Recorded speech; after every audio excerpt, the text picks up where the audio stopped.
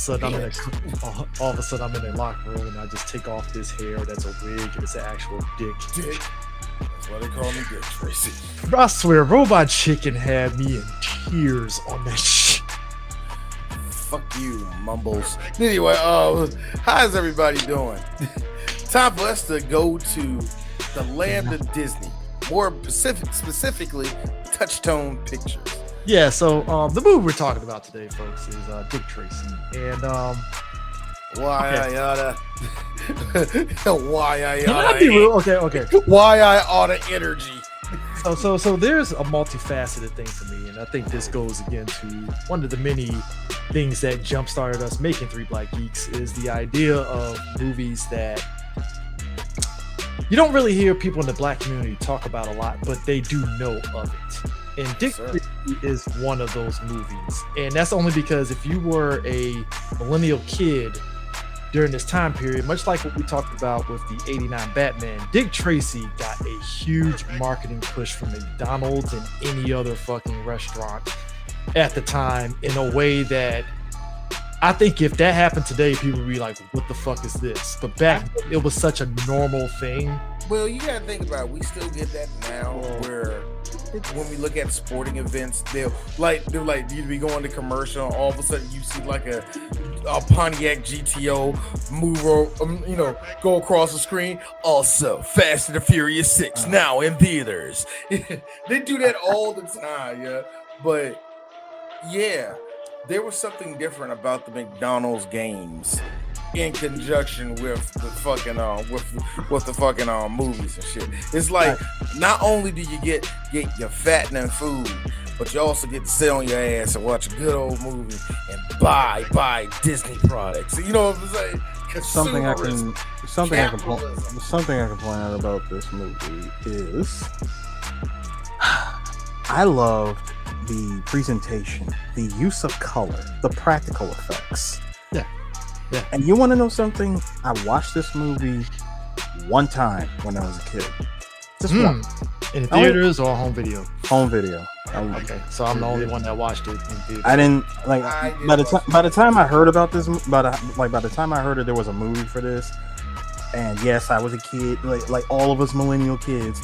I always used to take the comic strip from the Sunday paper, and I went through, I always went through my favorites. Oh yeah, because Dick Tracy was in Dick Tracy is a comic strip. I remember. Yeah. No, I forgot they did put it in the Washington Post comics. Yeah, and I totally forgot about that. Like I used to read that right along with Garfield, Calvin and Hobbes, then the Peanuts gang, up until we got the Boondocks. So again, I always had my favorites, and I used to. I never read Dick Tracy. I read Spider-Man, but I never read. And I always and as I was reading it, I always liked the character because I always thought he was cool. Now, here's something. I don't think I ever told you guys. So, as a kid, and like being overseas, I dressed up as Dick Tracy for Halloween. I remember that. I was Dick Tracy for Halloween. You were Gumshoe. I was Halloween. Chris. I told you this nigga was a fed. Look, man. I was an upstanding lawman. Okay, Gumshoe. He just Gumshoe or Gumshoe. You know what? Let's just be real. Shout out to Carmen Sandiego. You know what? We gotta be real. I gotta be very real. I think a part of us all wanted to be that little white boy right there beside Dick Tracy. Oh, I mean, no. I gotta be honest with you. I never wanted to be the kid. No, go back to that picture. That right there in Dick Tracy's head, the Tommy gun, bro. Did you not know? The fedora, the trench coat. Okay, but Devin brought up something. Devin brought up something. It was Untouchables. Yeah, Untouchables on LSD. I say this as somebody that, and again, this is why I say it's the mandate of the show. Like, we started the show because we were just watching stuff as black people that we know about, but they don't know about. The Untouchables is one of those movies that black folks fuck with heavy. If like it matters, I will say yes, but it matters. Is it a generation basically? I think it's almost a generation based. It's a generation based. But did it stop with us? Because I know plenty of millennials that like ask a Zoomer what the Untouchables is. They won't know that shit. Exactly. It stopped with us. It stopped with us. Yeah. It's put it this way. Land The for dying Zoomers breed. that are right underneath us, one or two wouldn't know Carlito's Way, and you know what I mean. You see what I'm saying? They probably It'd know be like that. Scarface a little bit more than Carlito's Way in the grand Yeah, scheme. and here's it. With I Scarface, I it would matters give, to your dad or your uncle. I will give full respect if they know City Hall. Yeah. Fuck no, they don't, man. Exactly. No, but the thing of it is for me, like did. it's Like you weird. want to know where Kent Rosenberg, not Kent, you want to know where Kent Rosenberg was inspired by? Boom, City Hall. Here's the weird part. Kent Rosenberg. Here's the weird part. Vice City, lawyer. Yeah. You know those children only know 5. No. Isn't there a Jewish lawyer in 5? Well, No, they only know about 5. Nope. They know the definitive edition. I know they hold play on, hold on. They only know about fuck you because theirs is halfway right because they only know about San Andreas on up. You got me on that, and Ken was in San Andreas. He was in it. Uh-huh. Hey, your Eris. I need him to be in GTA 6. Hold on, stop. Eris, what do you want, man? Do you want I got lollipops and I got lifesavers. Which one you want, nigga? I'll take a lifesavers. Let's go. Yeah, because you said lollipop. I was going to go on your little. Depends on the lollipop. It could be a dum dum. It's a dum dum. Don't say that. You want a dum dum in your mouth? Chris want a dum dum in his mouth. The hug version of candy? No, and it was good. Wow, man, just fuck my childhood, right? Just saying. I'm just saying. Are you kidding me? Sorry, what? The hug of lollipops? Wait, nigga, you gotta stop. You can't e-break. Get the e-break. He ain't lying because the shit used to be like 10 cents in a store, and you only get 10 cents for 10 seconds of flavor. So I'm delivering shit, right? And I always stop at this one shop, and they always have a whole bunch of candy right there. And from Halloween up until a little bit after Christmas, they always had candy over there, but he always had a whole lot of dum dums. I had to be the one eating all the motherfuckers because I would have did. I grabbed 6 every time. I want people to know the grape, strawberry, and pineapple are good. You know which one's trash? And beer? No, the one that's trash is actually me now is strawberry. Beer. Strawberry is like gross to me now. What? Oh my god, man! You're old. That's why. I taste all of the sugar now. It is look. Chris, I can't eat cereal and milk anymore. Milk does not agree with me anymore. I don't know. It's done. Hey, I gotta be real with you. Milk. Old. I know. No. You gotta be real.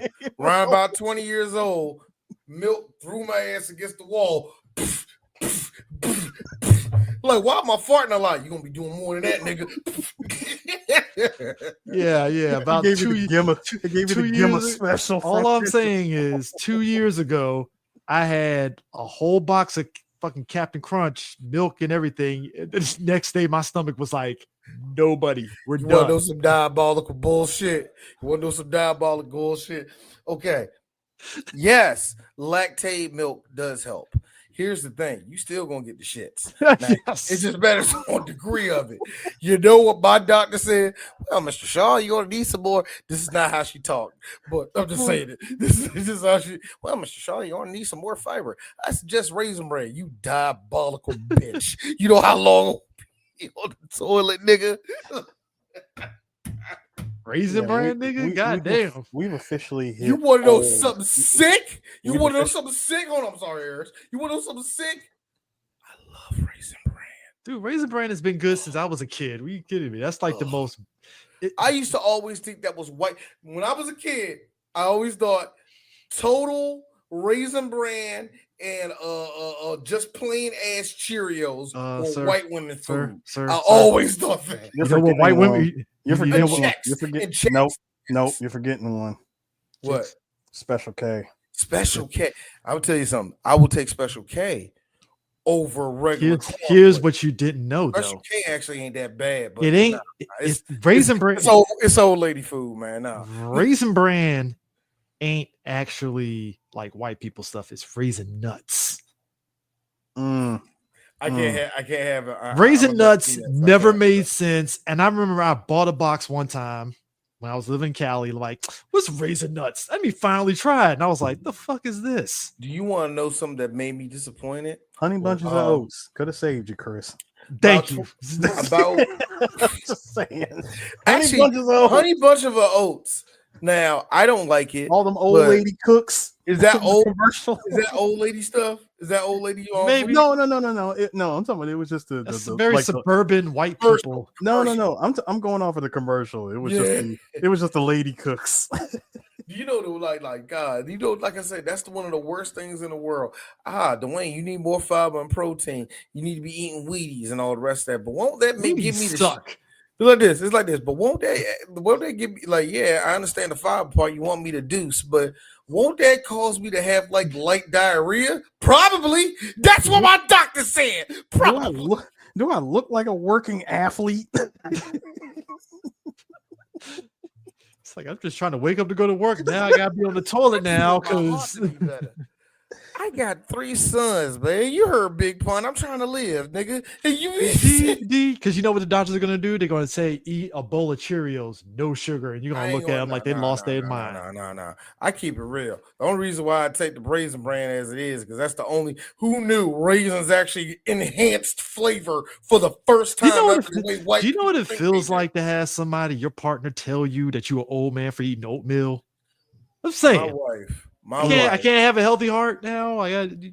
Look, my wife, who has been eating rabbit food lately, got the fucking nerve. You eating that old white lady cereal? It's life, and it's good for my heart.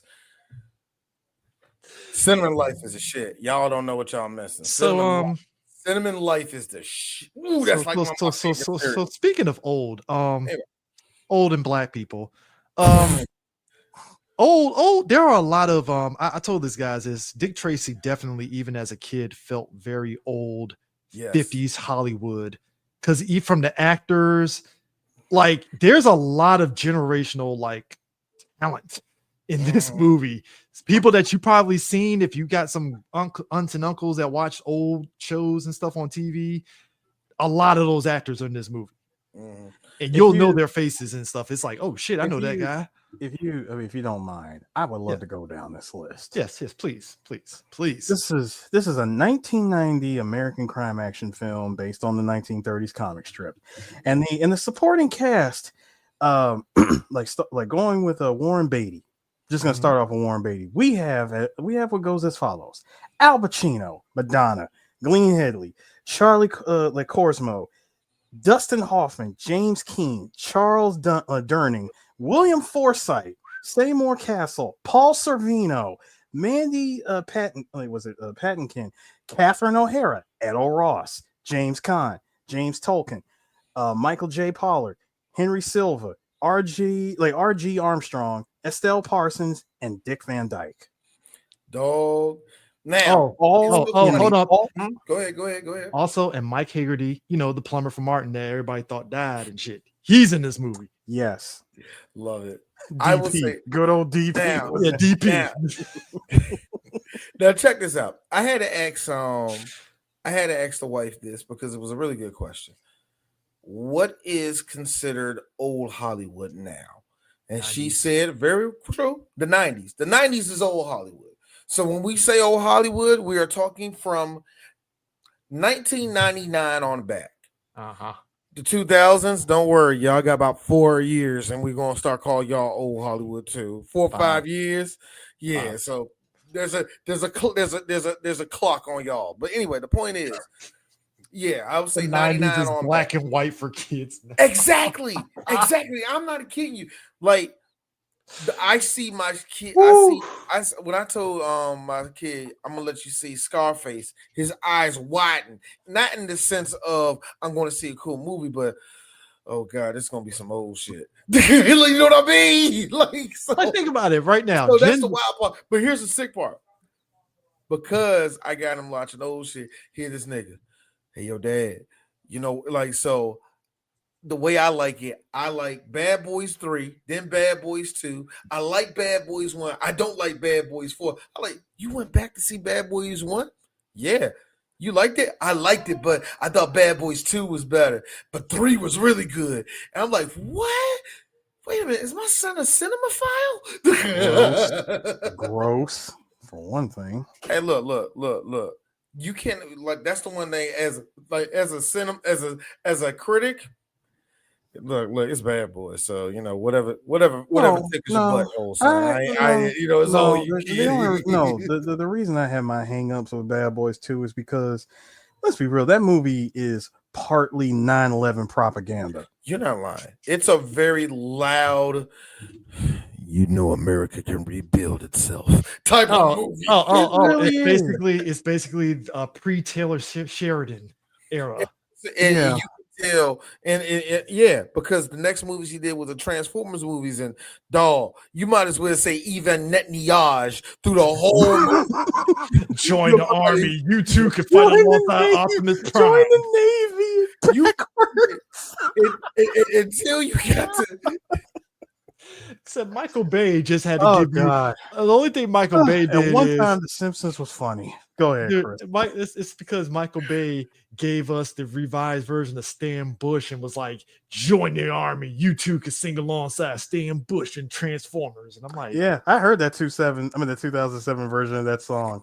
Gross. That's all I have to say." Hey, Stan Bush co-signed it, so Yeah, he co-signed it. He co-signed it. Sure, I'm still gonna say it. Gross. All right. I don't care what y'all say. We all say, "Oh man, they didn't have no lasting effect on the military." What I've done has been the background music to military bullshit since that movie came out.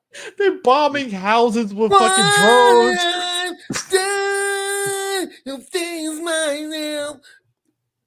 I want folks. You see what I'm saying? I want folks to understand. Right up there with Eminem's "Till I Collapse" for Call of Duty. "Till I Collapse" is now propaganda to me. I can't play that song. You know why? Because I see Afghani children getting ganked by a 360 no scope. That's what I see because of that song. The only thing I remember is that fucking story. No, it's the story trailer for Modern Warfare. I'm like, fuck yeah, because they playing that song and it's like, doom. Yeah, I gotta I'm like, real. All right, man. Look. I don't like 3 compared to 2, but that was lit for 3. Oh yeah. "Till I Collapse" is needed. Nigga, I was like, thank you, Rod. Metallica is too. But I want people to understand something. Also, Sean, thank you.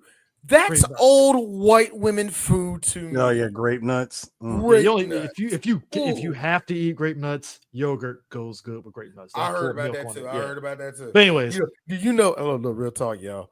Old black ladies can tell you how to make it taste good. Because I remember I was like, I don't want no Razor Band. She's like, you know what you need to do? You need to put a little bit brown sugar on there. Now I know what you're saying. It ain't going to I'm listening to all right, sis, and a little bit of cinnamon, and put some cinnamon on it too. It will be the best thing in the world. I'm like this. She's right. She was right. It wasn't cream of wheat with either honey or brown sugar. That's what my wife makes it with. That's what my kids ask for that shit all the time. Healthy. Honey junk. Ooh, that's so. All right, enough nigger food. Anyways, we have all these old Hollywood talent, and again, that was something in the 90s that was pushed to the forefront when they were presenting these movies as all these actors. And one of them, we got to talk about Madonna. Madonna. I like how we have the biggest one that's sitting there, which is Warren Beatty, and you said, "Nah, fuck it. Let's talk Madonna first." Let's get Madonna out. I agree. Because something to point out about Madonna is that both Madonna and Al Pacino were probably the only ones that were highly praised for this movie. Which is weird. No, because you got to understand. Whatever. No, if you think about it, Madonna was actually good in this. No, but here's the thing. Go ahead. I want people to understand something about Madonna. Like, it's one of those you had to be there. Madonna was a very polarizing figure, in especially as a musician artist, beloved, but she just also did some questionable things. She was just She was definitely too much. So when she dipped the toe, downloaded her own DLC way too many times. Yeah. So when she was doing movies, she did one movie that came out in like the late 80s where she played some like punk chick that was with some uptight guy. I forgot what the name of the movie was, but that was her dipping a toe in the movies. But then she gets movies like this, and I want to say Evita, where people were like, "Oh, she can act." League of Their Own. Yeah, League of Their Own and stuff You where people were like, "Oh, she can actually act," and I'm like, but yeah, Madonna, to her credit, got into the acting bit, and she wasn't that bad in it. Yeah, but I will say this, not lasting, but you had to be there with Madonna because Madonna, what people see Taylor Swift as, Madonna wishes she had Taylor Swift's level. Yeah, Madonna was close to it, but Madonna had to go against some really good male acts and some women, quite frankly, who could outsing her by 50, in their sleep. She had to go against Whitney, Mariah, and then upstarts like Mary J. Blige, Tony Braxton outsang her. All these black singers outsang her, and then came Britney Spears. She got caught. Like, I will say this: Madonna came out at the right time. Oh yeah, perfect. Because girls like the .com boom. That's what I'm saying. Like she was right there through the late 80s on to the right there, right before the .com boom. You know what I mean? She out like when Cher tried to come back out, she had to deal with that. Cher's another one that was consistent, shockingly. She had to deal with J-Lo who started singing. And, I know J-Lo doesn't sound like a lot, but she had to go against some heavy hitters with some black girls. And where do I rank Madonna? Not even top 20. Really, I'm dead serious. Madonna ain't that great today. Top 50? To she's not that great. But I respect her gangster. And I ain't gonna fake. Human Nature is a bop that I will always play. And hold on. You can be my shining star. That junk go. Starlight. Stop right. That junk go. Madonna also had moments where it was like, okay, she might be on a downturn, and then boom, all of a sudden, career resurgence, and then she goes down, and then career resurgence. I'm sorry. What was that say? What did that say? Paula over Madonna.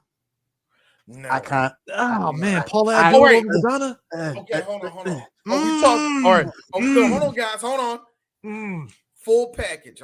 We're talking talent, how she looks, and what she really is. First off, I don't want neither of these crazy chicks. Yeah, love you, Paula. God, I gotta say Paula. Wow. Paula, because of Dancing Cat. Yes, which came out around this time, by the way. Paula, 1990.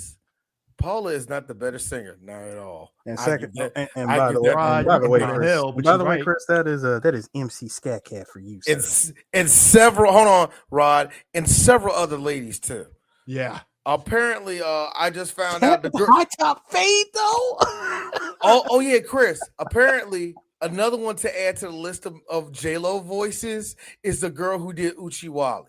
Yeah. Oh yeah. I saw that. We know. I was like, yo, if anybody, but Madonna was definitely like, especially in the 90s when she dipped the toe in the movies, and because bear in mind with this movie and Black Panther are like tied for like the top movies that won at the Oscars.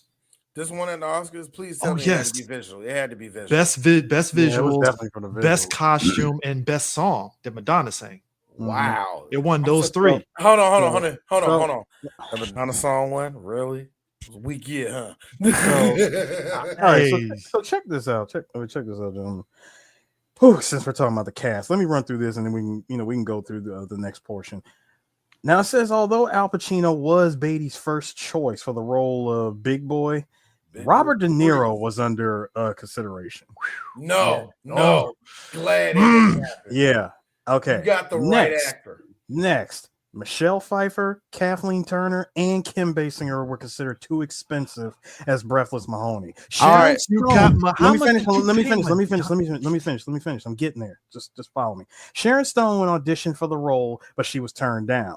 Madonna pursued the part of Breathless Mahoney, offering to work for Scale. Her resulting paycheck for the film was only $35,000. She ain't get paid for shit. Hold on. Now that being said, $35,000 in 1990 is not bad. 1990 is actually not that bad. But you can live on that. How much did this movie make?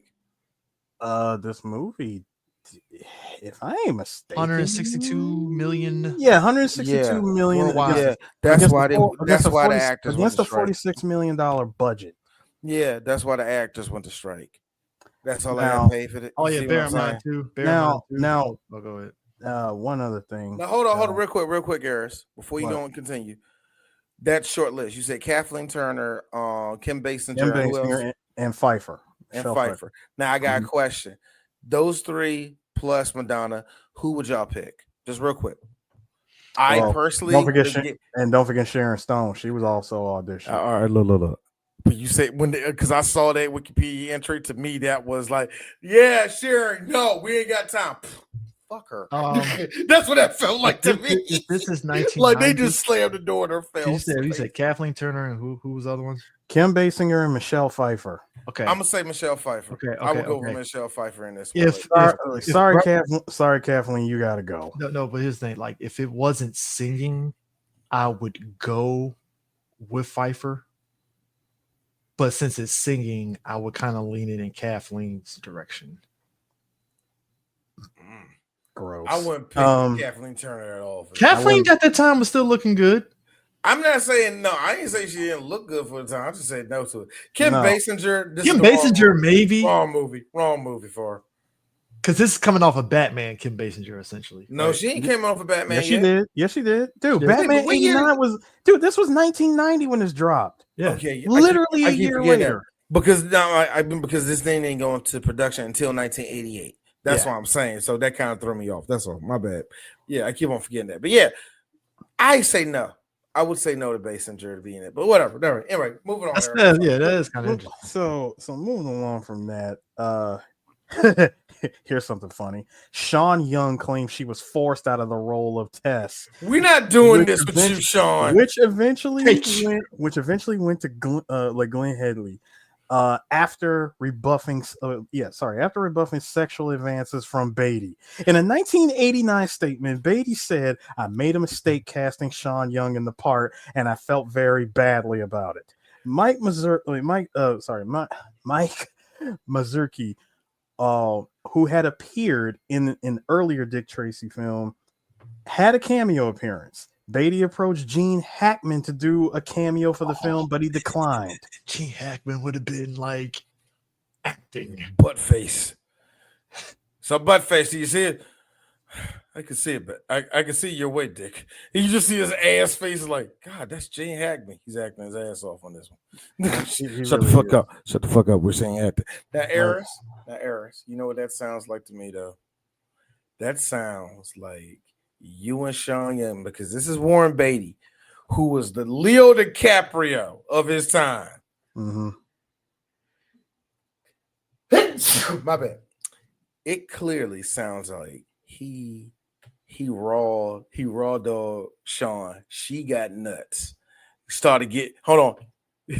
You go ahead and put up a fresh fit. She got emotional, started bringing up shit on set unprofessionally, and I had to fire her because look, you can't hold your emotions as a woman.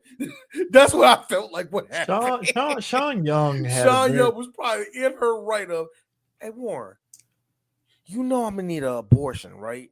What the fuck that guy? You know he probably said, "Fuck that guy do with me." Sean Young was a very polarizing she is. actress. I don't think she's bipolar, but the way they be telling stories about her makes me feel that she was a bit bipolar. You know what I mean? The way they describe her in stories is like, Sean Young ain't that bad. Can I be real? Sean Young visually always gave off Dollar Tree version of Sigourney Weaver. Go home. Go home. Don't you dare disrespect Sean Young like that. That's messed up, yeah. Don't you disrespect Sigourney Weaver, because Sigourney wasn't nothing. Sigourney was cute. I agree with Eric. Yeah. When we was watching the LB, Eric was like, you know what, D? She was cute. And look, I ain't gonna fake.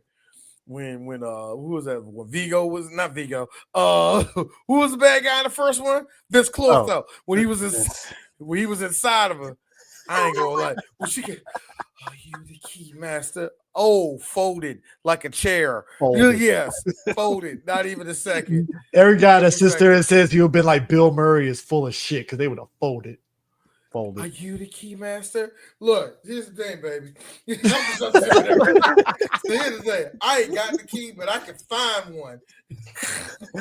Unzip pants. Yeet. Yo, man, look. Sigourney Weaver is the reason why I like golf chicks. I always say Elvira, but I'm thinking about it. D, what was like the first movie you saw? Ghostbusters. How old you were? How old was you? 4. And all it was Sigourney Weaver wrapped in red fabric. I'm sorry, she was wrapped in sex. I don't care. Gotta be honest with you. Gotta be honest with you. If there was any person, if you ask me the black equivalent of that for that time period, it would have to be Tina Turner. Tina Turner, like, here's the funny thing. I don't like Tina Turner because she reminds me of like auntie or something that I'm not related to, but I can believe that's my aunt. Yeah. But here's the thing. Anytime I hear stories of, especially the black guys, because she ended up with a white guy, but I always hear for the black guys that got with Tina after Ike, it was like, wait a minute, you and Tina Turner? Man, Tina was, woo, she bad, nigga. Old black dudes that like Tina, they love Tina Turner. Like, man, boy, man, she come out there in them strong ass arms, nigga, them traps.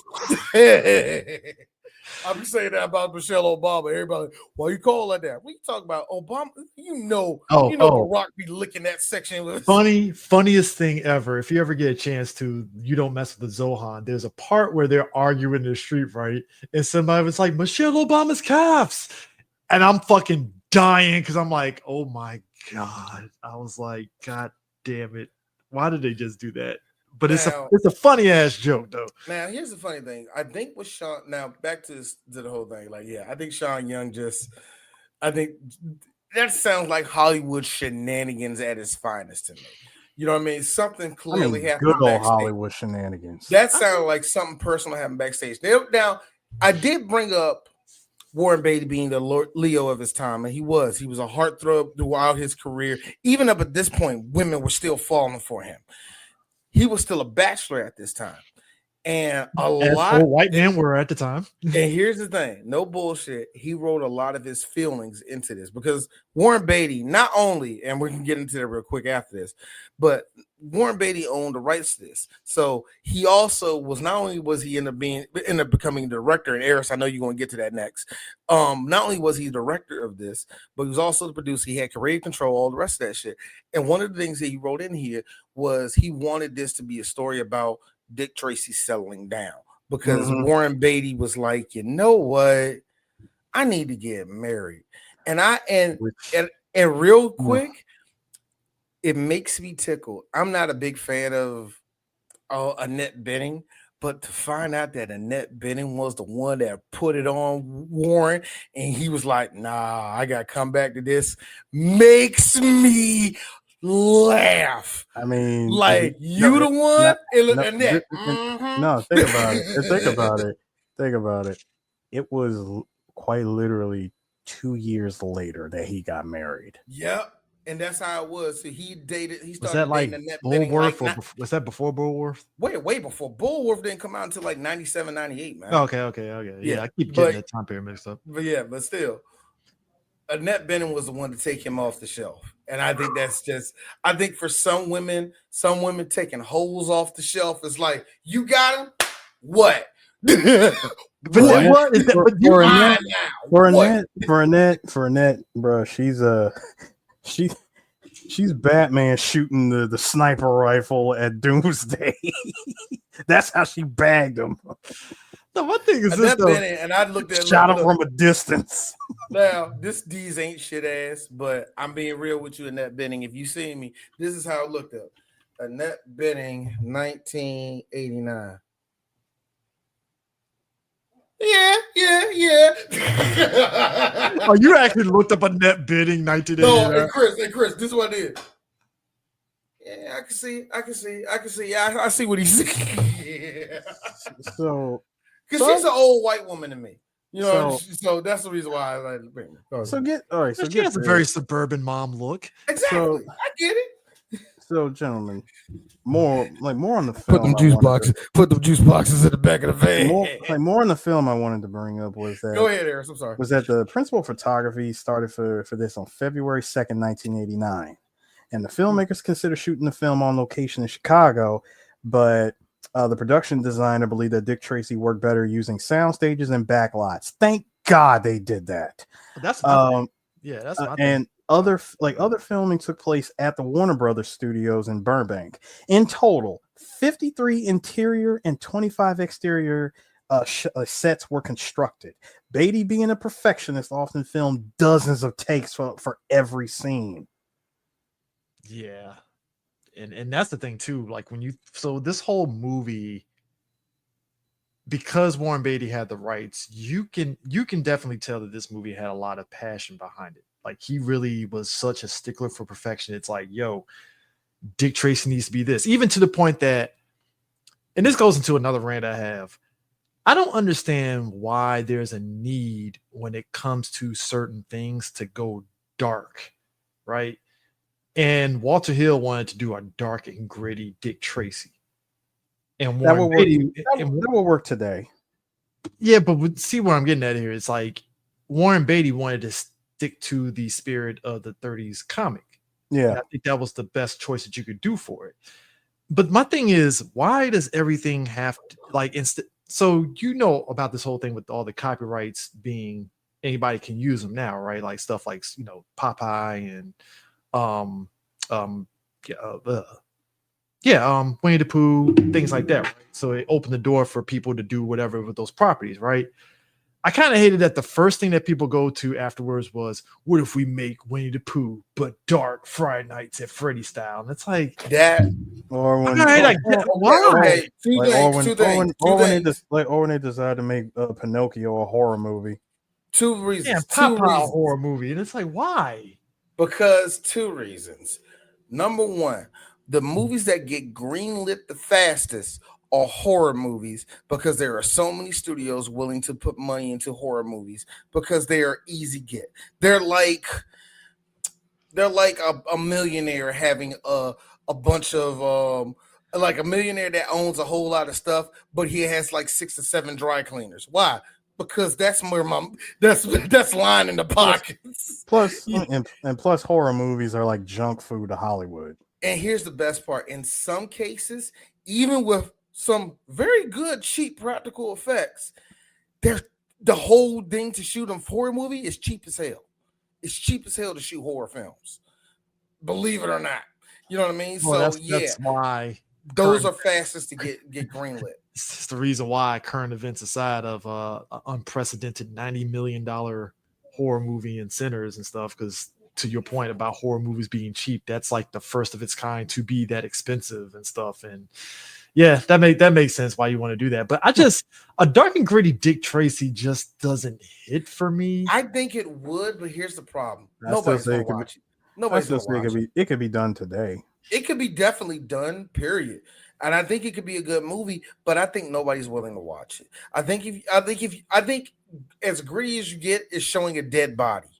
That is as gritty as you get, showing some blood. Show some blood. That's about it. It would have to be a hard-boiled Dick Tracy kind of thing, like on some true detective shit. No, Chris. The closest that we got to hard-boiled Dick Tracy was the shootout in the streets. Look towards the end of the movie. Exactly. All them Tommy guns going off. The most you do with that is just show a little bit of blood, and most with sex, show a girl getting kissed on the neck and fade off to the next scene.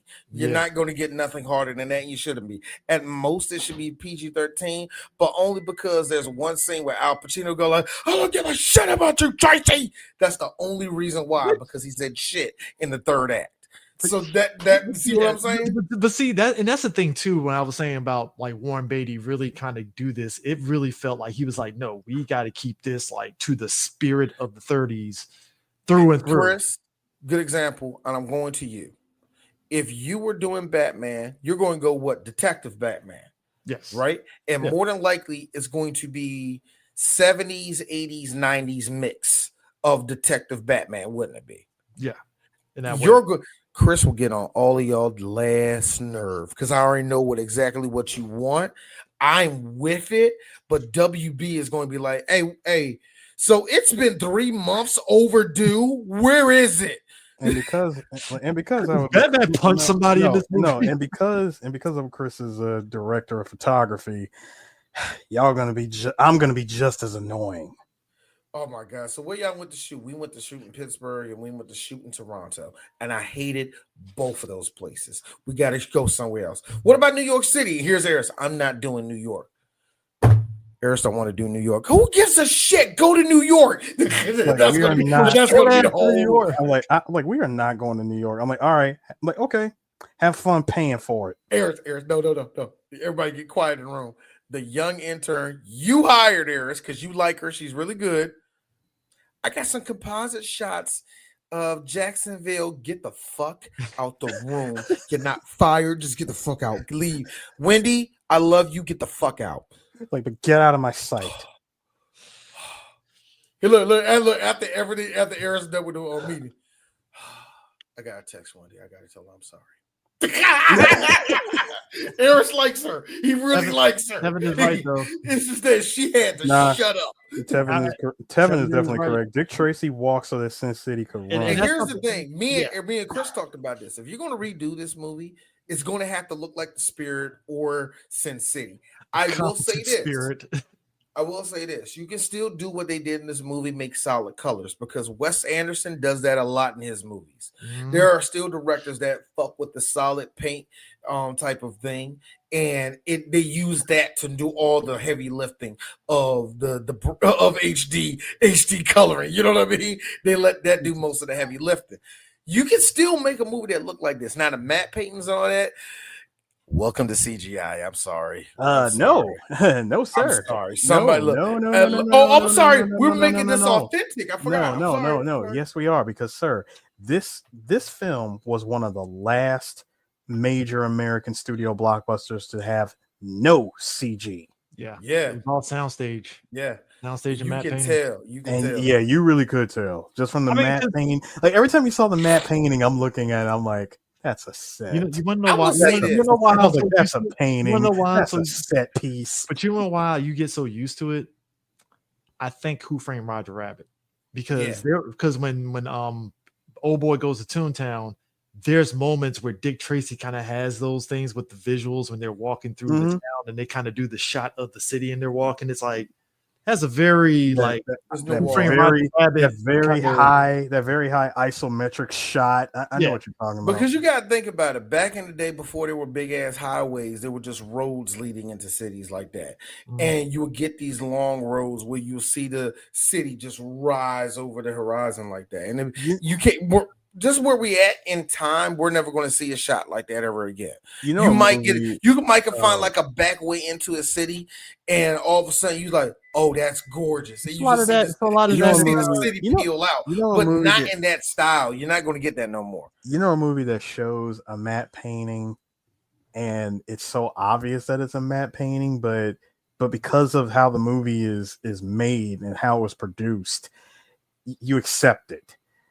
Cool World did that. Cool World did it. Yeah. When Cool World did it, one scene in particular, when what's his name? When Brad Pitt's character, when he gets out of his car inside Cool World, it shows up on from one shot, it's the actual cop car, right? Mm-hmm. But when you see him get out and he goes around the car, it's a literal matte painting of the car. Oh, yeah. It's like a flat image of the car.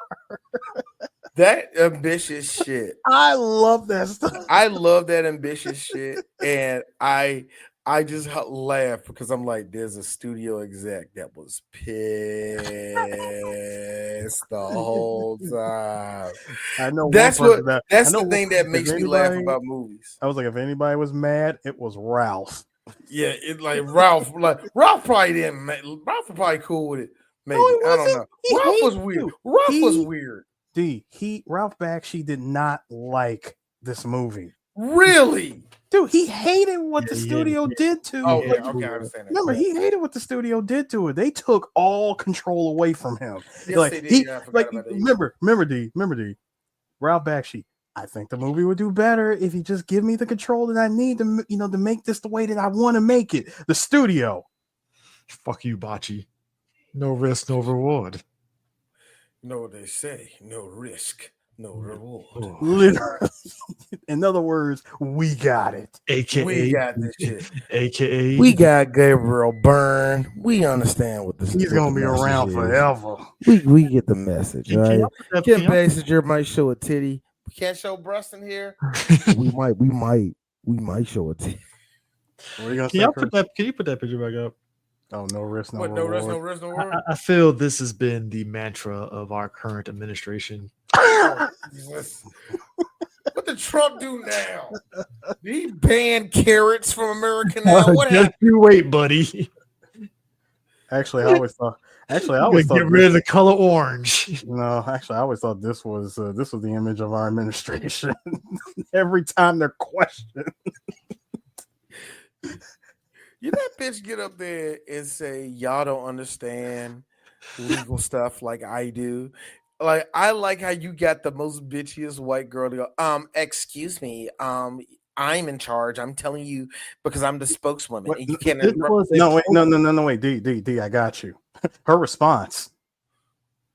Anyway, Sir, that was what she told all them VA, the veterans, when it was like, either because way, you veteran benefits. no, either way. sorry, that's what my did you point. fight for? that's my Vietnam? point. Get over it, Grandpa. That's my point.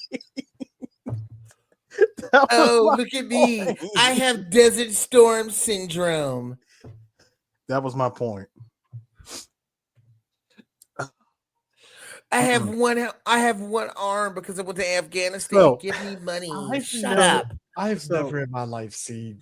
Anyways, so So yeah, I want to continue. point out that the Rose Gallery makeup designs were taken directly from Gold's drawings, by the way. With the exception of Al Pacino, Big Boy Caprice, who improvised his own design rather than ignoring the rather overweight character of the comic strip.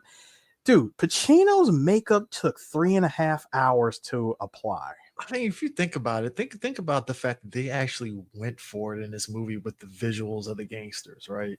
Like Yes. the small face, and it's like this big face, big head shit with the small face. It was the designs were definitely out there for sure. It was definitely out there, and they went for it with the design choices. And it's kind of funny because, like D said, both of y'all said you can do it now. It probably would be in a Sin City fashion, but it's like, would they really go for it on the visuals like this movie did? Like that's the thing that I'm always like. See, in other words, to make the, I look at it like this: if they were to do the visuals today, you know how hard it is to try to do, go with the cheap option of CGI and make it timeless. And that's the thing. It's like, how do you do? It's almost impossible. You show me a movie with CGI that has survived the test of time.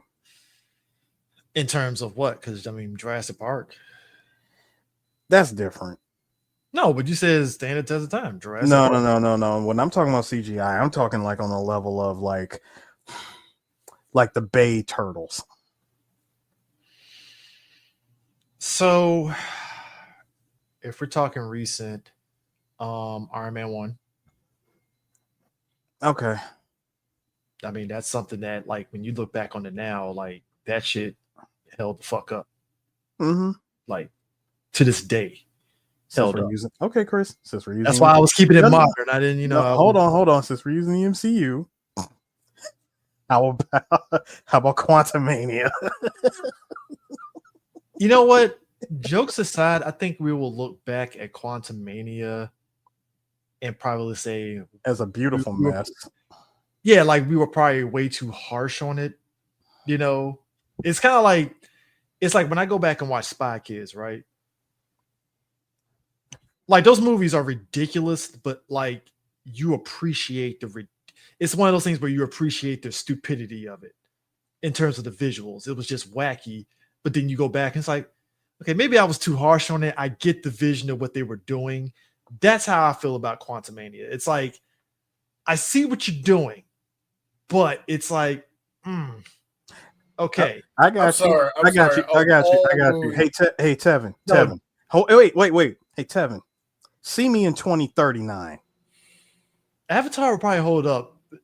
Hey, that's James Cameron. We gotta respect the gangster. No, listen, he made water look beautiful with the sequel. Okay, I appreciate that. You gotta respect it. I respect it, but I'm saying it again. See me in 2039. Hey, you're about to get the ash nigga Navis and shit. So no, we're going to the desert. We're going desert Navis. It's happening. You've crossed the Rubel Holly. The Rubel Holly. Eris, I swear to God, if those Navi say it in the Navi language, I'm walking out the theater. I'm like,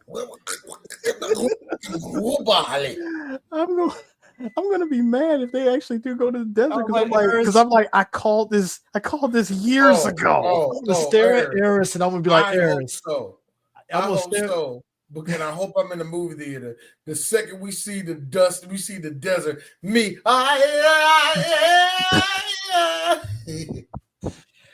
Naughty Dog, you will pay for your crimes. I swear to God, the desert theme, they fucked me up on them fucking things every time. The Rubal Holly. That is 600 miles of pure desert. And Nathan Drake just happened to stumble upon a pissing terrorist, and boom, off to the races. All of a sudden, he got energy to enter a gunfight. God, be real. That is the most out there fucking concept where the guy was like, uh-oh, and then Drake just punches him and takes his AK and just says, all right, cowabunga it is. He's like, all right, gotta try to survive this. I'll never understand that dude was dying of thirst. Ate a lizard. Just happened to bump him on again. A terrorist taking a piss, and it's like, bet. It's like, all right, grabbing guns, going to a whole on gunfight. I'm like, bro, what? It's called fight or flight. Where was this energy? You went through at least fight or flight, sir. Kurt D, stop it. The man was in at least 5 good gunfights before Salim showed up. This man survived a whole ship fucking sinking and washed up ashore.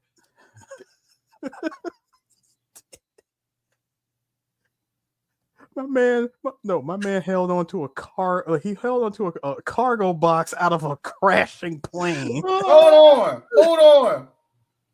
Not only did he get out of the crashing plane, the only one to survive it, apparently. Yep, the only one to survive. What I love was that the cargo had nothing. There was nothing salvageable in the car, like from that crash. I got a question. Yeah. Is that how white people see themselves as natives? Yeah, they do. Impossible. Nah. I mean, okay, some. Let's consider this. All right. Hold on. Consider when the game came out.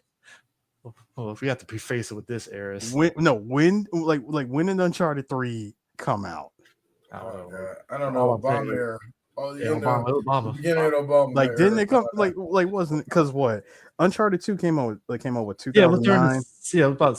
Going in Obama's second term. It was like 2009 when 2 came out. 3, I think 3 came out in 2011. Yeah, it was Obama's second term. You're right. Yeah. So, but dude, right before his second term. I mean, look, all I'm saying is this. But going back to this movie, just the visuals of the gangster was crazy. William Forsythe, it is so fucked up how even with him being flat top in the makeup, I'm like, hey, that's William Forsythe. But this is egregious, ain't it? That's funny. That is funny. And you want to know something? Something I could point out about this. You try to make this today with the practical effects and prosthetics and all that stuff, and you would have, out of all of the actors that was in this movie, if you did that today, at least 4 of them would complain about they can't see my face. I mean, they went for it. Yeah. It's gonna do whoever wanted, man, in my opinion. I mean, that's what I'm saying. Like the small face dude, little face or whatever. If you want to hit that whole thing, you can't see my face. Fuck off, bro. I mean, now you see him. I was the like, way hey, they made Paul Savino look, that's funny as hell to me. I'll be honest with you. If they did like Penguin and it wasn't Dan DeVito, this would be like this could work. I'm gonna keep it a buck with you. The Penguin character, especially when you get to the third act of this movie, was Al Pacino. Oh God, Al Pacino. Let me tell you something. Al Pacino, the way he quotes like all the presidents, like Eisenhower and Lincoln and shit. This nigga broke out Plato.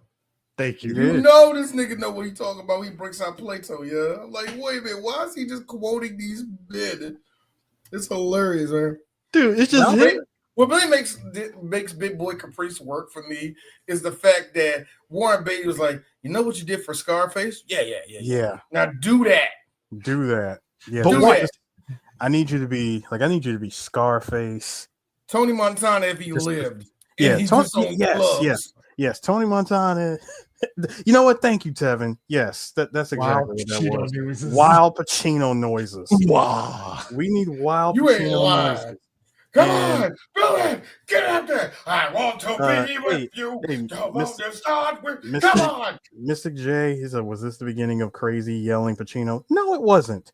No, it wasn't. It was not the beginning of crazy yelling Pacino. Because let's keep it real, Jay. Pacino has been yelling ever since he started acting. Yeah. I don't break my balls for no one. No, I take it back. I take it back even further. Dog Day Afternoon. Yeah. God. Can I be wild with you? There is something to be said about the imagery of a hero or anybody with a Tommy gun. Yeah, it's like current events with Sinners with Michael B. Jordan. It is the dope. The greatest. Events, the girl for Last of Us.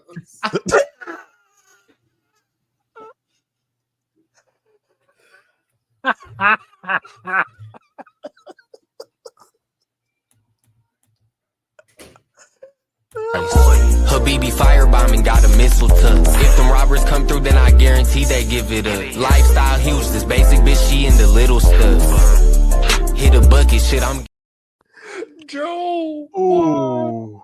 So how's everybody doing? Ooh, no. Stop.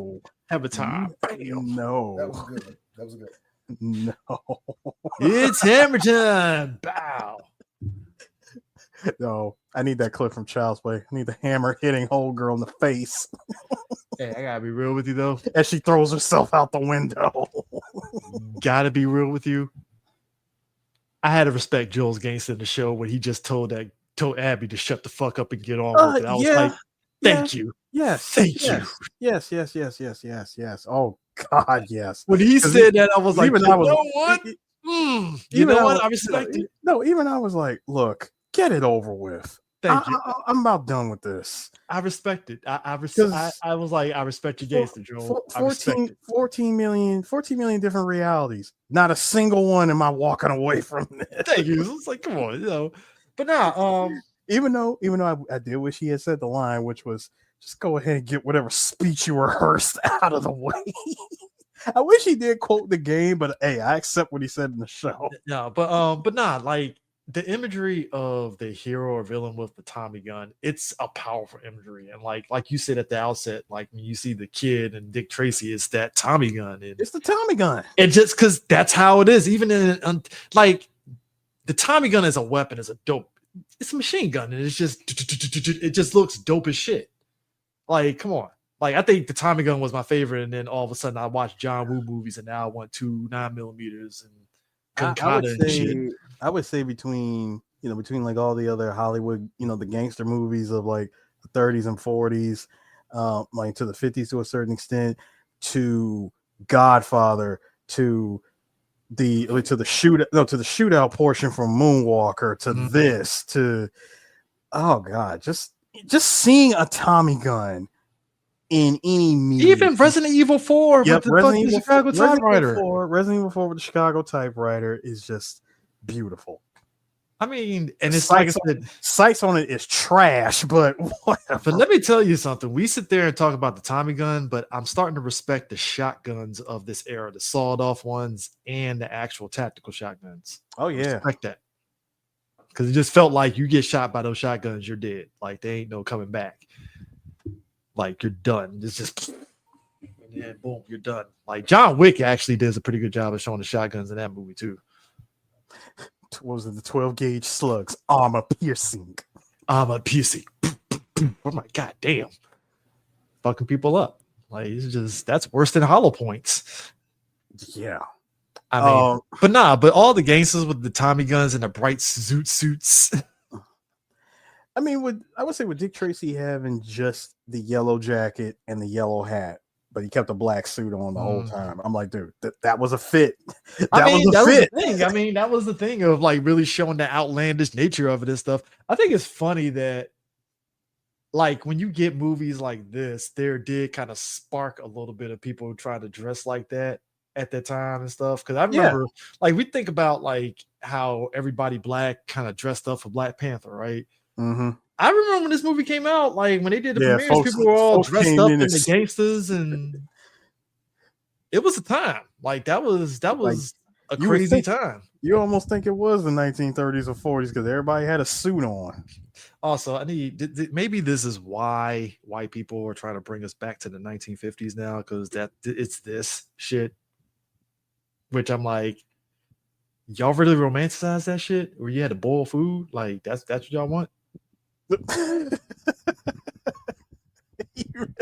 think they want to go back to like I don't want to go back to that. I don't want to boil food. No, I don't want to go back to that at all. I mean, listen, I get the aesthetic of Dick Tracy. Oh, they love the aesthetics. It's just the racism, not so much. No, I'm good on the racism. You know, it's like going into Burger King. Hold the racism, all right? It really is. Like, you know what's crazy to me? If you think about this time period and stuff, I felt we had moments where white people were trying to make fetch happen with like certain things. Remember like the Gap commercials with all the fucking white kids doing like that shit. They were trying to bring that back as like a thing. Mm-hmm. And I'm like, I don't think black people really fuck with that music. Maybe they did. I don't know. But like, I just never understood the craze that white people try to bring back those kind of aesthetics as though like that's cool. And I think Dick Tracy around this time was white folks trying to bring back an aesthetic. And it just felt very old timey, I guess. I don't know. It's just, I don't know, just fads and everything that time. Everybody does it. Everybody does it though. You know, I would like to go back to when it was simpler, when they were kids and stuff. I definitely want to bring in the 1920s. I want to bring up the third act, like with this movie, real quick, because again, this is 1990. You just saw Batman 89. You need your big action set piece. No, this movie kind of brought, like, it kind of gave me that energy of Batman 89. Well, Dee mentioned it earlier about like how you're coming off of Batman 89 and studios. He thought he said he thought that Basinger didn't come off of Batman with this movie. I'm like, yes, she did. No. But I'm saying we were talking about in terms of like the way studios after Batman 89 made the money. They were like, oh shit, we really need to get that. And Dick Tracy, but this was movie trying to fill that void, even from Danny Elfman being on it. And it's like you had Danny Elfman in it with I would say with his unused tracks from Batman 89. That's what Dee was saying. Dee was like, this felt very like at home. Bruce Wayne at home music. Like you roll for Batman 89. Like, all right, I guess. Every second, this music going do. And wanted to go into that tune so hard. Every second, I hated it. Yeah. It's actually a really good score. It's just that. Hey, yo, Danny, you made those on the same day, and WB said yes to the other one. Guys, you know what Danny Elfman did? A good line. Time to go to work. A good line of 1989 Coke. It's time to go to work. The spoon, both ends. Woo. All right, let's go. Time to get this Dick Tracy soundtrack going. All right. In my underwear, by myself, The B-52s are playing on loop upstairs. I gotta make something. So something I thought that was interesting was it was that Madonna, when she did the Blonde Ambition tour, she promoted the Dick Tracy movie Back when you could do those kind of cross and had a dancer dressed as Dick Tracy. That's how you get that cross promotion popping back then, and it was very great and simple. And yes, Super Smash, I do actually. I've seen like I want to watch. Yeah, I want to watch the old one because I think what was it? It was supposed to be 4 of them at that time. Yeah, I think it was a. Man, they really were pumping out a lot of those movies back during that time because the fact you got 4 Dick Tracy movies. Well, no, it was supposed to be 4, but I think it was only just that one. Personally, I don't like looking at old black and white stuff that isn't the Three Stooges, to be honest with you.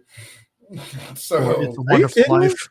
I don't like looking at those old stereos, man, to be honest. No, I actually watched the original 1930s Scarface. Yeah, I know. Don't get the hype. Don't understand the hype. It's like this for me is that I just don't. I'm not a big fan of black and white films. Yes, there's been a couple I've seen that are actually very, very good. They stand the test of time. But to just be honest with you, I'm not interested in seeing no old serials from the 1940s. All right, we got to make sure that all these people are in the Hooskow. Let's go, guys. Come on. Nah, right here. There you are, Copper. No, you ain't gonna get me now, Copper. Pow, pow, pow, pow, pow, pow, pow, pow, pow, pow, pow. Where's it? Yeah, the big Palooka's dead. Yeah, to make sure about that. Not like that, D. I mean, one black and white movie I watched thanks to Shout Factory was Invasion of the Puppet People. Ew. I mean, in the old horror movies are even worse. It's not even a horror movie. It's really you not. Said Invasion. That's what it was called. Therefore horror. No, but it's not. It's not. Stop. Stop making this. Stop making it better than what it was. I'm just seeing what I'm saying. I'm sorry, Eris. Was used in the background? Was it? No. Was there anything on string date boink boink boinking?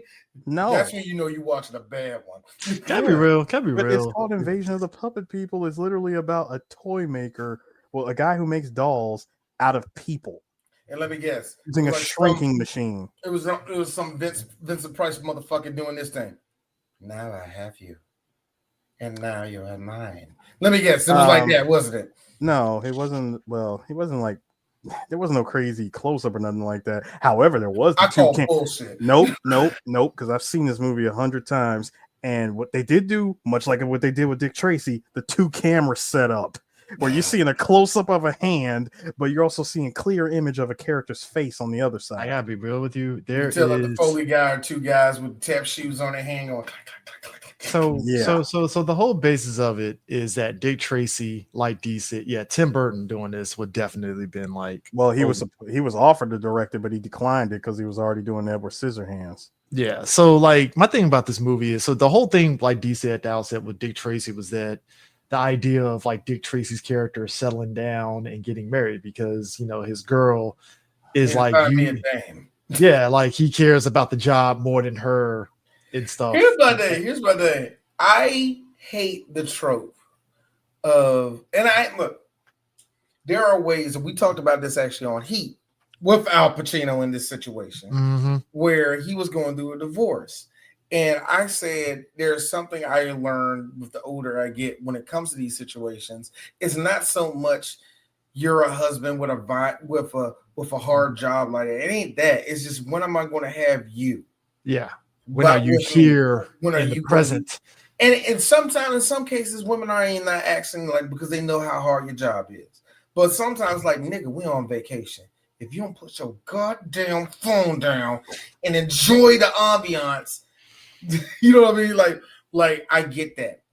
In this one, it's simplified way more. You know what I mean? It's like, well, you're gonna give up that job. It's like, stop, don't do that. Tracy's girl has the most whitest name ever. Tess Trueheart.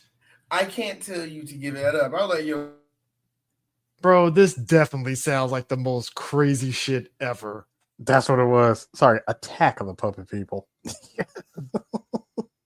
Wow.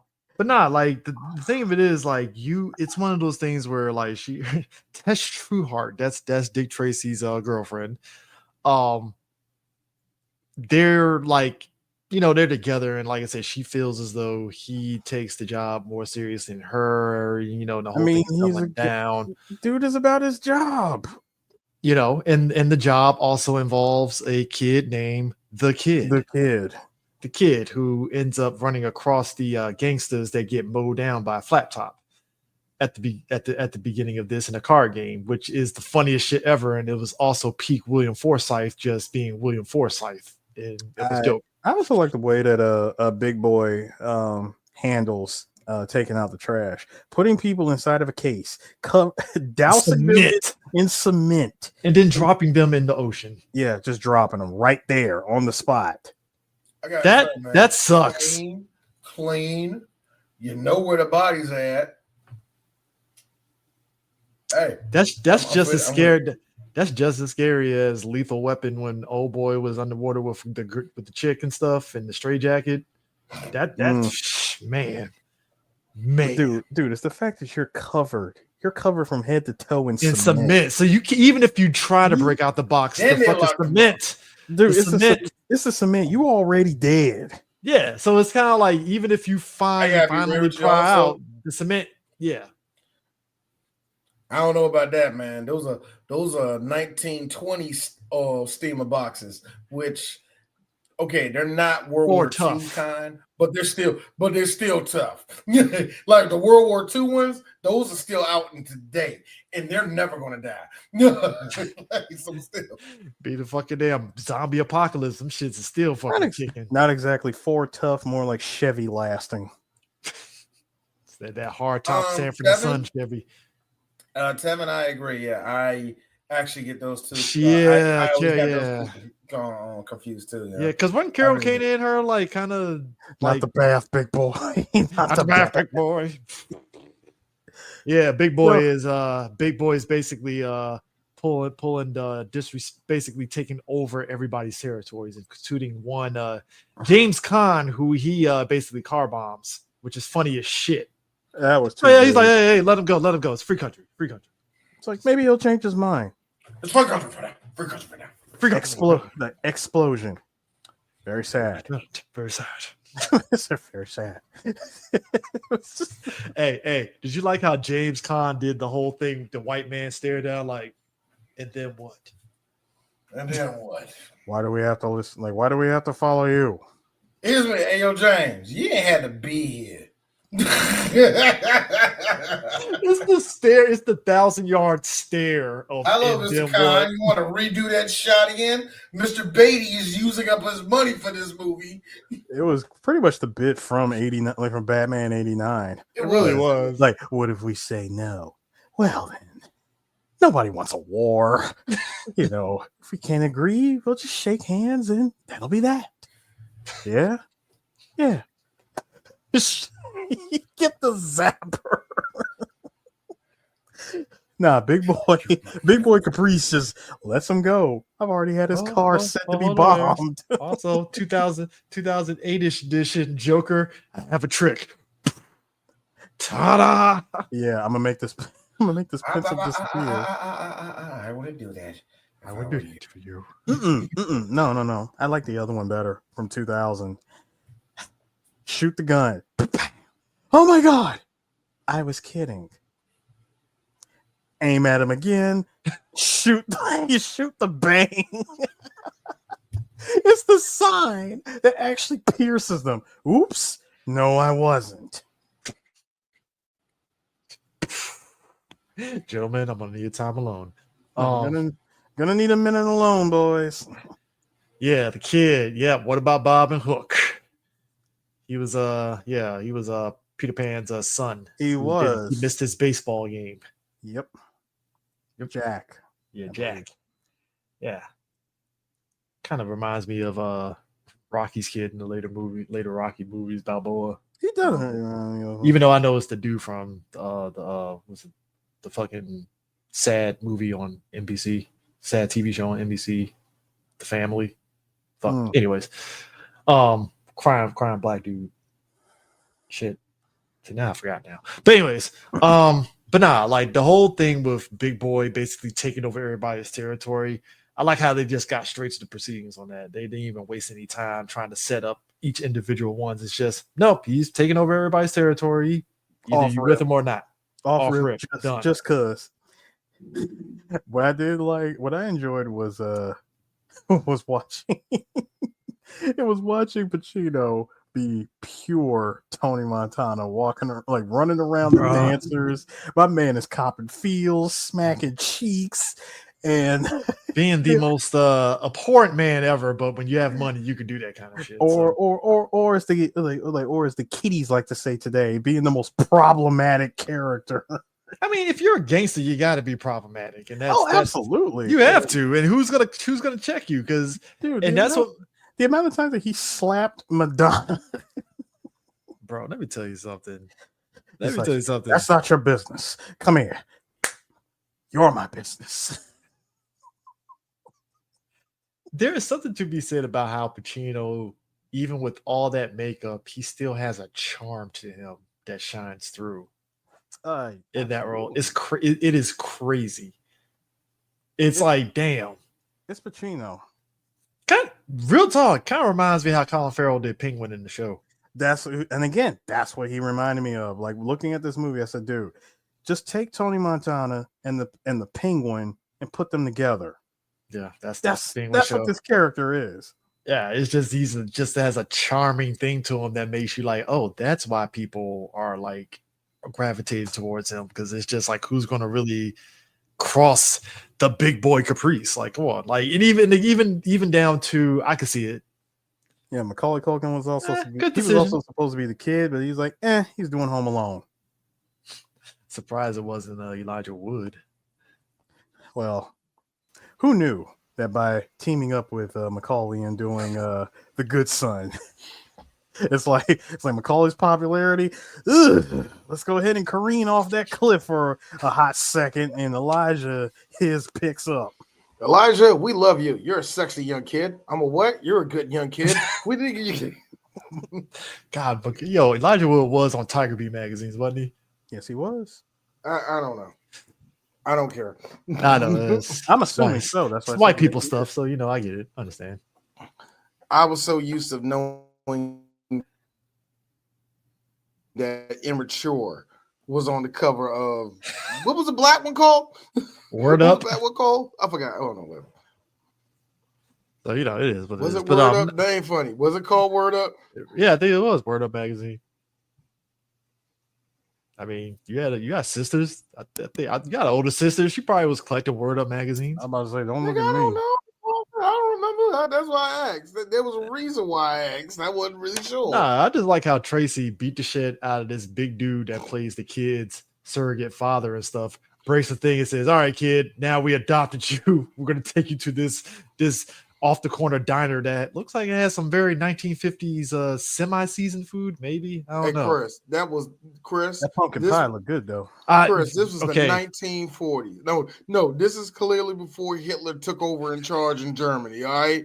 Do you think any of that food was seasoned? That kid was eating that fucking pork chop in a diner, bro. That's how white this shit is. Like, who the fuck is giving you pork chop and milk? Most white shit ever. Milk and like pork chops and corn covered mashed potatoes. I mean, bro. Also we got alfalfa and Brussels sprouts too. Apparently, I didn't know white people do the whole steak and milk thing. That was a Right On magazine. That's right on. Yeah, Right On. It's like steak and milk. I'm like, why the fuck? This was the dairy propaganda for our time. Milk. Hey man, kids gotta drink milk. I love it. You like walnuts? You like walnuts, Caprice? I love walnuts. I love walnuts. Good for the liver. Yeah, I thought so. Take them away. Here's me. I'll be honest. I'm sorry, Tracy. You're trying to get fingerprints off of walnuts. First off, pause. Second of all, how? It's the 1930s, nigga. D. Current events. Hey D, where's the due process here? I didn't see any due process. Yep. Due process. There it is. Hey, due process was doing this quick. The whole time. No. Screw all that. This is a private party. Where's your invitation? Here's my invitation. Search warrant. Sir, that's a piece of paper with just your signature. That ain't a warrant. Doesn't matter. Taking you in, you're under arrest. Yes, ladies and gentlemen, you're in the 3 Black Geek speed round of this movie now. You know what I liked? Dick Van Dyke getting pieced off at an hour 10 of this movie. That threw me off because I remember Dick Van Dyke making it to the end as a kid. Apparently, that's how Dick Tracy went to jail. Yeah. And hold up. How much time passed when he was in jail? Sir, we got a montage of the good guys taking down fucking Big Boy, and we got a montage of Big Boy taking back his territory for the cops. Equal play here. We're gonna say probably a couple of months. Literally the plot from Fight for New York. Shut up, Eris. Shut the fuck up. Shut First off, I like how that movie really switched that game really switched around and was like, yeah, now D-Mob got beef with Snoop Dogg. Why?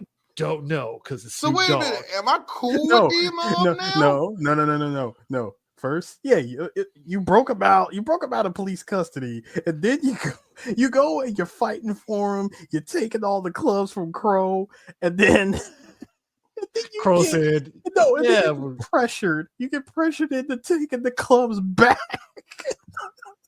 Like I said, this is the plot for Fight for New York. Next thing you know, I'm throwing sticky fingers into a fucking moving train. It's crazy. Like just No, you throw sticky fingers into a burning building. You throw Danny Trejo into a train. In front of a train.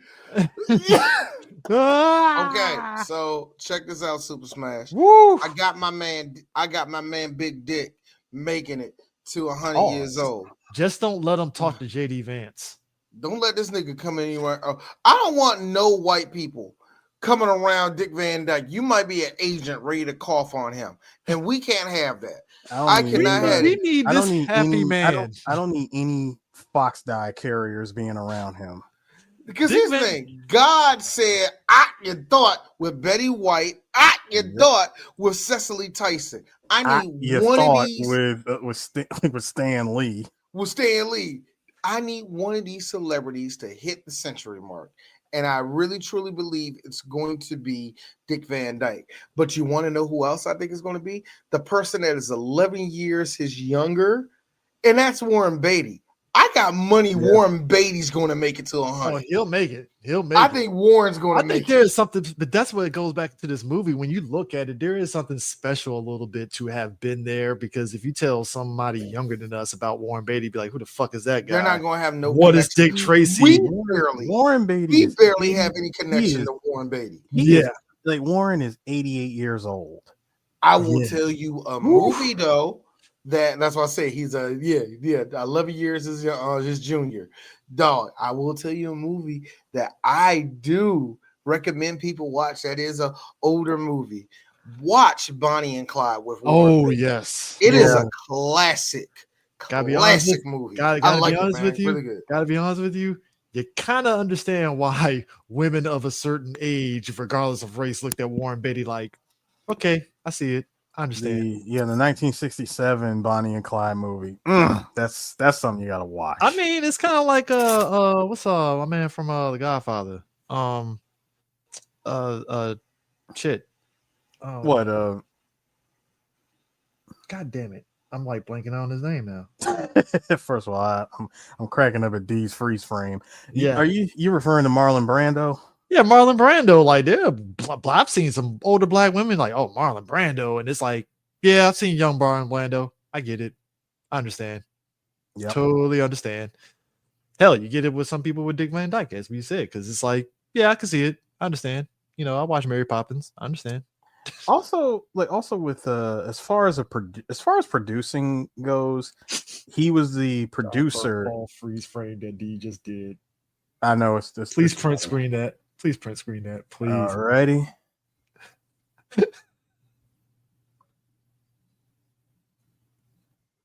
There we go. All right, cool. Because I feel that's our John Bernthal. I need that. Oh God, John Bernthal. That moment. Go watch Count 2. But nah, like Dick Van Dyke getting pieced out, and just that whole montage of Big Boy getting back his territory was great.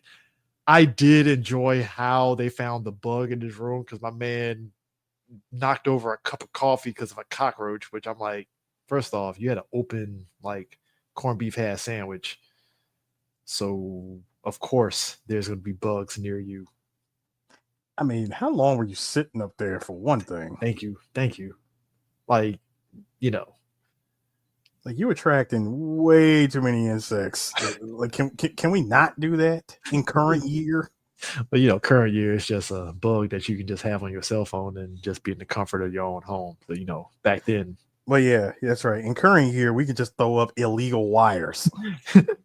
Patriot Act, nigga. Let's go. But no, but as a producer, Warren Beatty did Bonnie and Clyde, Shampoo, Heaven Can Wait, Reds, Ishtar, Dick Tracy, Bugsy, Love Affair, Bullworth, and Rules Don't Apply. I remember Bugsy. I remember that movie too. He actually played Bugsy Siegel. Yeah.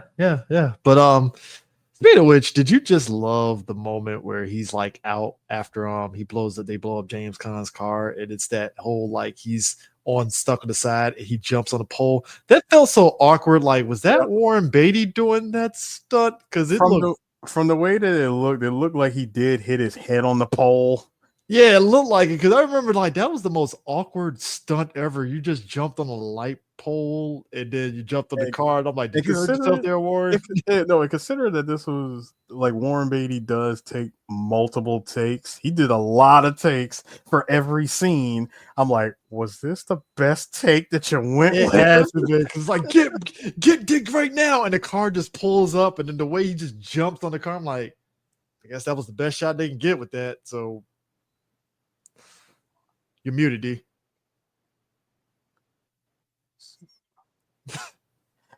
I would say so. After this, by the way, after Dick Tracy, he did 5 more movies in his life before he hung it up. Yeah, I mean, he went from that following year doing Bugsy, and then 94 did Love Affair, 98 Bullworth, 2001 Town and Country, and then 2016 Rules Don't Apply as Howard Hughes, and he was done. Yeah, he really, doesn't do anything except mess up, La La Land. And now as far as TV goes, the last thing he did, by the way, he did do was it the Dick Tracy special? He did the Dick Tracy special. Tracy zooms in as himself. Oh yeah, where he was talking to himself. That was the most, I ain't gonna say unhinged, but it was like that was weird. But it was the last thing. That was peak grandpa. That was peak grandpa's on the computer having fun. Okay, that was what that was. Oh, okay. Now this is some funny stuff. He has some unmade.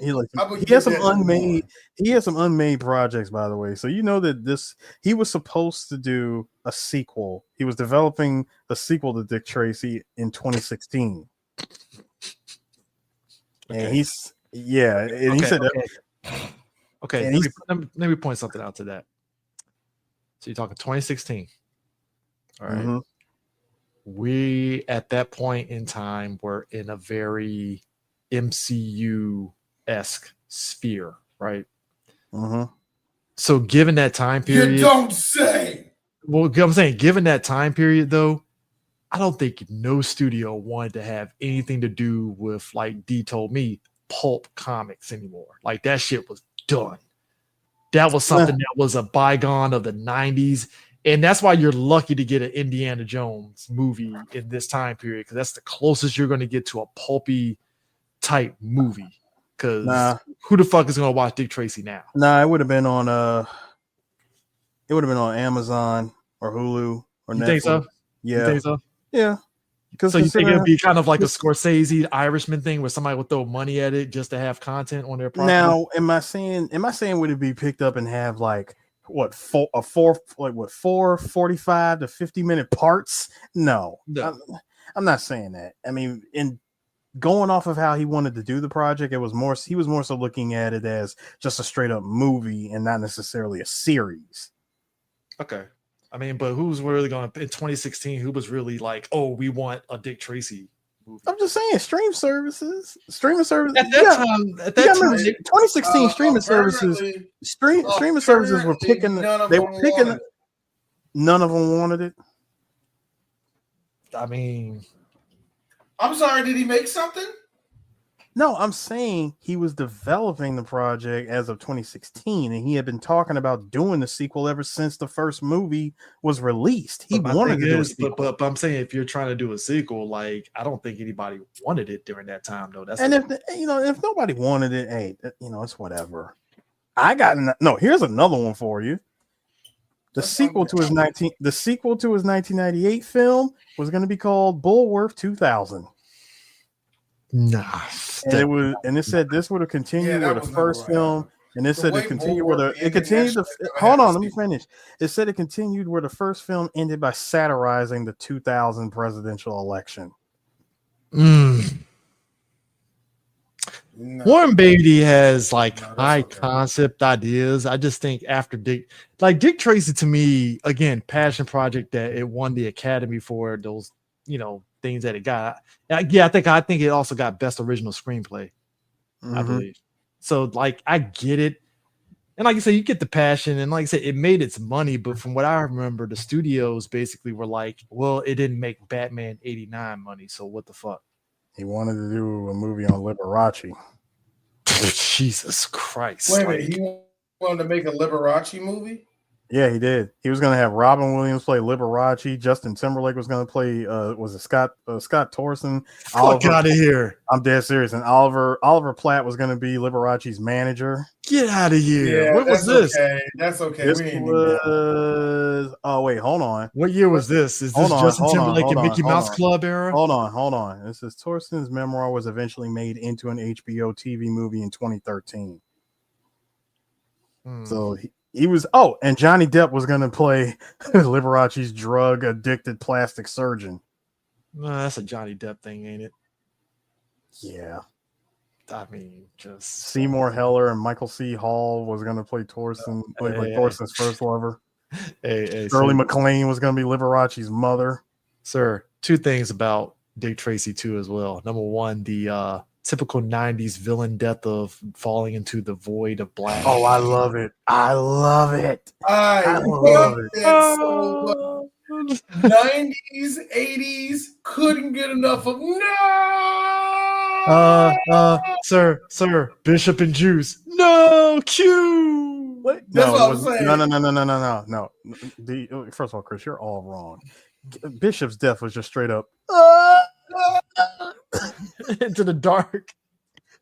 You might have heard a thud. Tupac literally doing the geese, the freaking geese hour. Whoa! Except he didn't smile. I lied. It just cut off. No sound effect. My man, Big Boy. Captain, no splash. That will never not be funny in here. Peak Disney comedy right there. 10 out of 10. It won best art direction. It was up for best supporting actor, Pacino. It won best art director. Nominated for best cinematography, best costume design. It won best makeup, won best original song. It was up for best original sound. Okay. Yeah. It won, but it won 3 Academy Awards. So yeah. But man, the whole fucking woman on the railroad fucking trap for fucking Tess, like, squish her hair in the gears. He literally tied her to a cog. Dog. The only thing that was missing was doom doom doom doom doom doom. That was the only thing that was missing. That and suddenly Al Pacino grew a super curly mustache. Tracy, it was a trap. Somebody set me up. Who we set up? This was a trap. I set it up. I did not kidnap this woman. Someone is trying to set me up. Little did we know it was the precursor to the question. No face. Yeah, no. It's me. The question is make sure he's there today. Quado, on the other hand, apparently had a second life as No Face in Dick Tracy. So I did like the idea of No Face, and then you find out, oh, surprise, it was Madonna's character. Yeah, because she, I guess, was pissed off that he killed her BFF at the beginning. that she was revolted by because he slurps the shit out of some fucking oysters. That he did. God damn! Even I would have been like, you know what? I don't even want these motherfucking oysters. Jesus. You know what? Hold on. Take mine. I got a line for you. Eris. There was one Napoleon, one Washington, one me. I love that line. That's a ball. That's a ball. I wish Al Pacino. It's weird how they do that whole supporting actor. I'm like, he was really the main actor in a way, if you think about it, because Warren Beatty didn't feel like he really had to do any heavy lifting acting. Well, when because you had to when you got Pacino running around again, copping fields, slapping Madonna a few times throughout this movie. I mean, I love how he was slapping the shit out of her mid-station. No, straight yeek slapping, by the way. All those showgirls. Don't move. Not for you. Not for you when you would stay alive. A woman. I would have been humiliated by a woman. God. That's the way I see it. And Plato agrees with me. I like this. Dick Tracy is too. That there? What is? And then there was what would be. I mean, no grief for lips. I'm wearing black underwear. You know, it's legal for me to take you down to the station and sweat it out of you. Like sweat you out of your underwear, like under the lights. I sweat a lot better in the dark. Way to lay it on there thick. I mean, the thirst was so real. Well, you know, Tess was kind of feeling some way when she was tonguing down Dick Tracy. So, you know, hey. Hey, hang on a second. Big Boy Caprice AD, I got one for you. Wait a minute. Wait. I'm having a thought. Oh, yes. I'm going to have a thought. It's coming. It's gone. Nah, you know what got me? Welcome to D's life on a normal basis. I was like, wait, that was dialogue. That was acted. I'm going to tell you what. Hold on. It waits by the tracks. It waits by the tracks where the train of destiny must run into the future, breaking shackles of the past. Forget the past. Our limitations, our shackles. Put them behind you. Put them behind you forever, Tess. Can't you see I love you? You know what, guys? See y'all quoting all that. See you quoting y'all both. You should have won. Yeah. Nah. You want to talk acting to me? Y'all will laugh at this. One man spills the coffee and is dripping to the lights, and he's silent, but he's still acting. You can hear him. Go, we're being bugged. Hold on. Wait a minute. My man picked up the phone and act like he was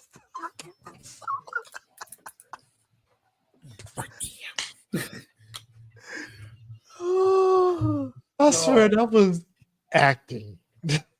Man, I swear he should have won.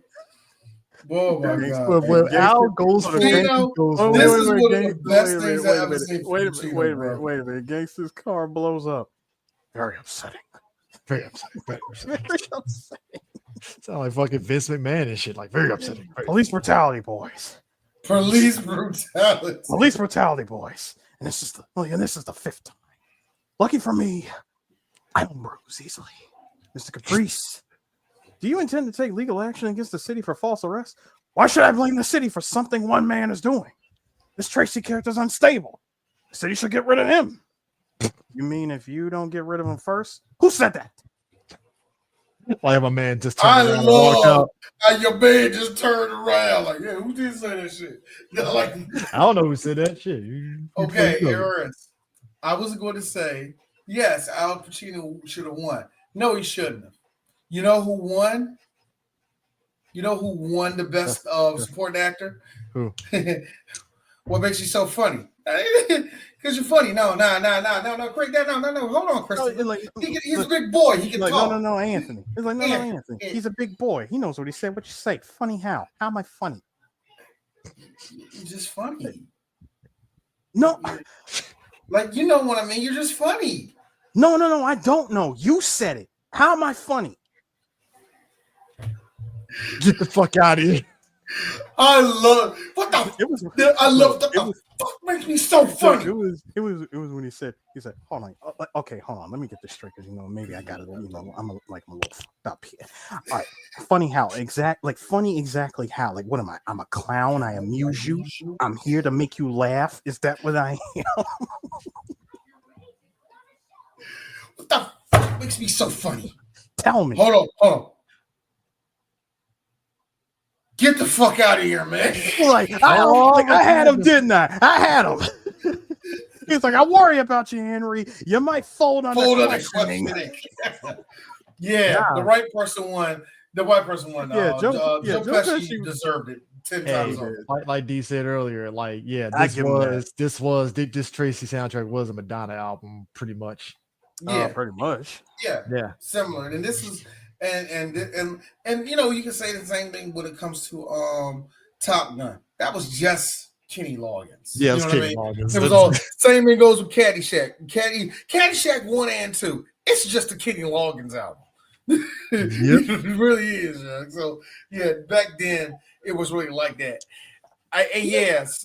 Whatever. You know who else? I think had fun with this movie throughout the whole production? Who? Good old Mumbles, Dustin Hoffman. Dustin Hoffman just came to act. I mean, I don't think I ever saw anybody fold over unfiltered tap water. By the way, like what he said.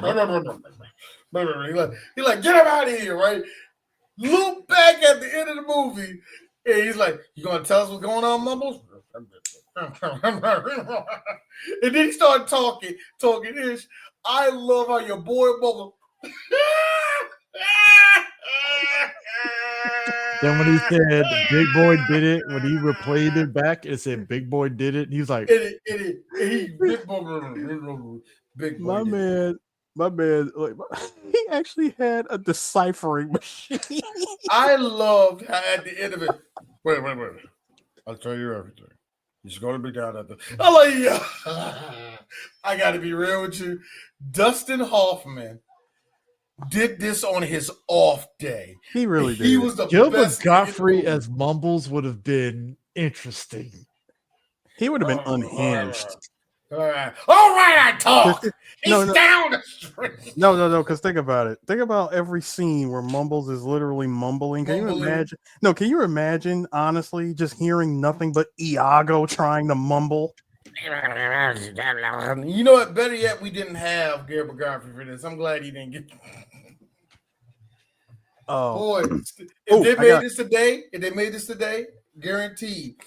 Stephen Buscemi would be somebody in this movie. I don't know who.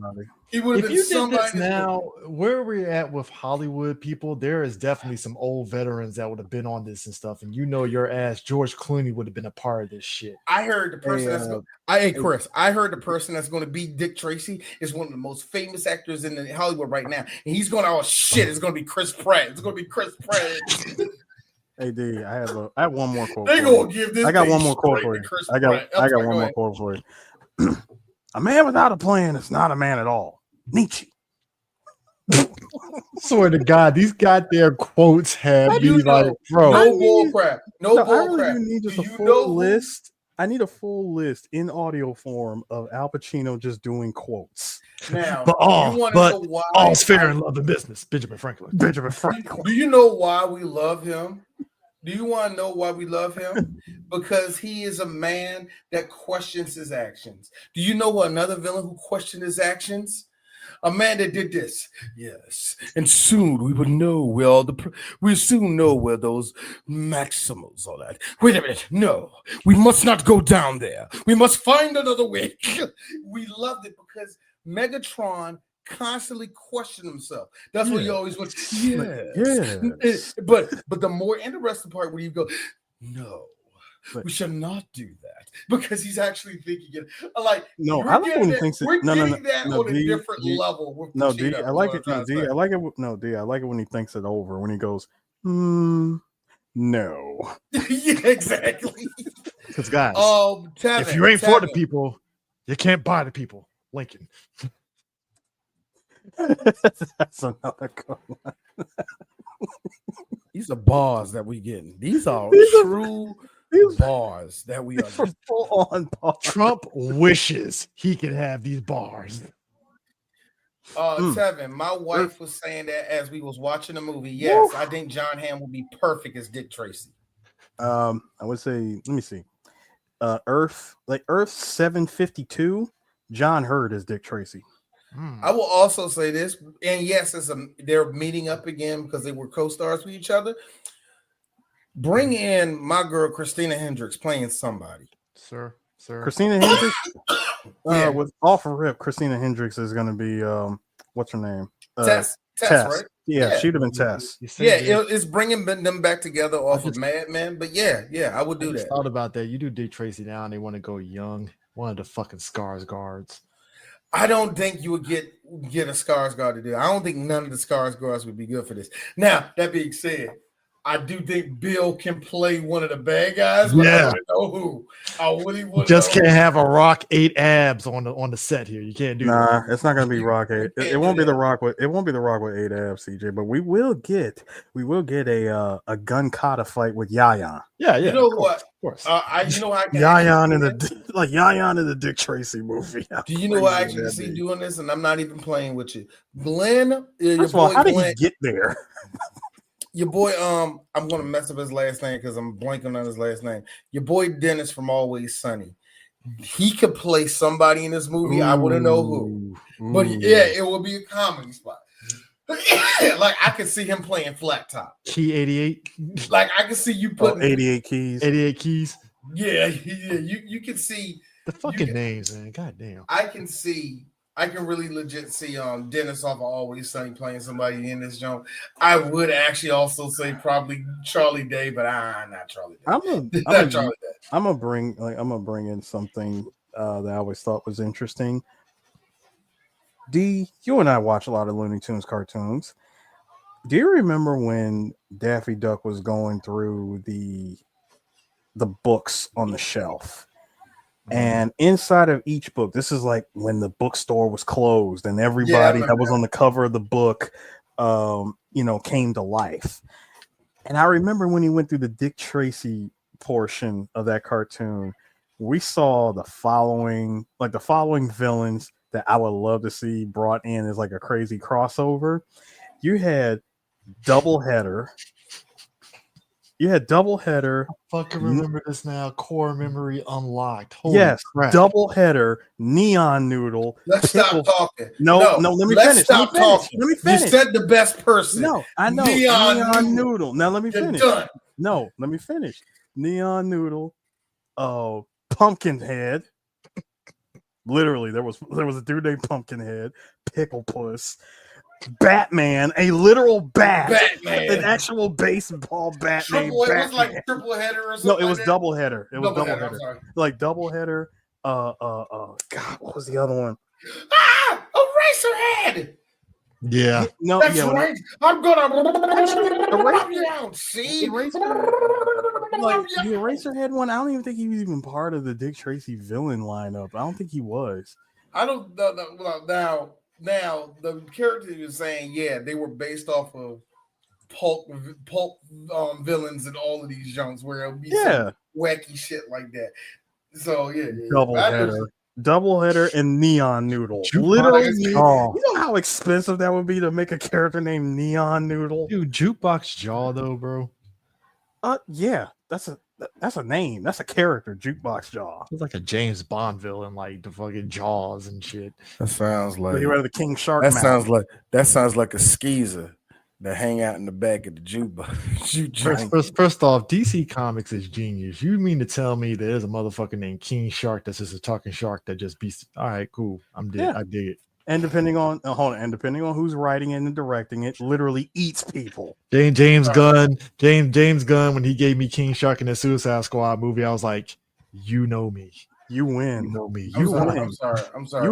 You have 100% completed the game, James Gunn. Yeah, you completed the game of life for me. King Shark? Goddamn. What a time. I think, but yeah, for real, I think, yeah, man, Dick Tracy, man, we It's a had it. time. It's a We had to time. be listening. You just had to. It's one of those movies you had to be there to really take in the fanfare. Like if you watch, it's like if you show this to a younger person, I think either A, they'll watch it and just shrug and be like, whatever, which totally understand. Or B, they probably would appreciate it, or B, they'll probably just clown it and just be like, what is I this? found it. I found all the names, Chris. Mouse Man, Snake Eyes, 88 Teeth, Hammerhead, Pussycat, Batman, Doubleheader, Pickle Puss, Pumpkinhead, Neon Noodle, Jukebox Jaw, Wolfman, Flat Top, Rubberhead. Oh God, that was it. You know what? Okay, that was it. Now it just reminded me. Okay, D knows this because I think me and him at the time talked about it. Do you remember that movie Sky Captain in the World of Tomorrow? Yes, I remember that movie. Yeah, that movie. I think what appealed to me about that movie is that it felt very Dick Tracy-ish. Because I'll be honest with you. When I seen it, I didn't give it a good chance. Just real talk. I watched it. It was a very much like Dick Tracy to me. It was a very high concept movie for what they were doing because they were trying to do throwback to those 1930s pulpy adventure stuff, but it also had like that for the 2000s high-end technology stuff. So it was like a very sort of like future-esque clean 1930s kind of look they were going for compared to like Dick Tracy, where it's like, yeah, even though this is on the studio lot, you kind of get the dirty aspect of LA for that time. I guess, that kind of. Oh God. I got my reference mixed up. Literally Daffy was reading a Dick Tracy comic book and the episode was called The Great Piggy Bank Robbery. Man, that's funny. That is funny. But yeah, man, like I said, I enjoy Dick Tracy. It's on Blu-ray. Get it if you want to. Yeah. So what we got next? Chris. Chris, pick a number 1 to 10. 9. Eris. 4. It doesn't matter because Eris won it. I knew Eris was good. The second you said now, like Chris, you just doomed yourself. Lady Gaga's Breathless Mahoney. Yeah, they definitely would have. They would go for that. They would actually go for it. She could sing. She would go for that. God, which one am I doing again? All right. So we're doing a movie that also we've been told to do since the very, very, very beginning of Three Black Geeks, because black people, we only got 6 movies you want to tell me to fucking do. And I said no to this movie many times not because it was a bad movie. I just didn't fucking want to do it. And I still don't want to do it. But here we are. Next week, we finally get to talk about 4 Brothers. Yay. To kill Cornbread. He didn't do anything. I don't feel like doing this movie. I wanted unhinged. Shut up, Eris. Thank you. Shut up. That was Mark Wahlberg throughout that whole goddamn movie. No risk, no reward. Oh my God. Marky Mark stepped up. I'm gonna ham it up. I'm gonna ham it up in the most Boston way possible. John Singleton went up to Marky Mark and said, "Can you go cowabunga it is on this movie?" And he said, "Challenge accepted." So you mean the way I used to act like when I was up in Boston? Hell yeah, I can do it. But I'm not going to beat up an Asian guy no more. If you got in there, I can't beat up an Asian guy more. I'm not going to call him guy nigga either. But I do like saying nigga when I'm listening to music. But hey, come on. Like, if I'm listening to your song, I'm going to say it. I'm going to fucking say it. What you going to be honest with you? Fucking say something to me? It's not going to happen, buddy. I'm a selfie. You're not about to get at me, bro. Nah, I like listening to Gorillas in the Mist.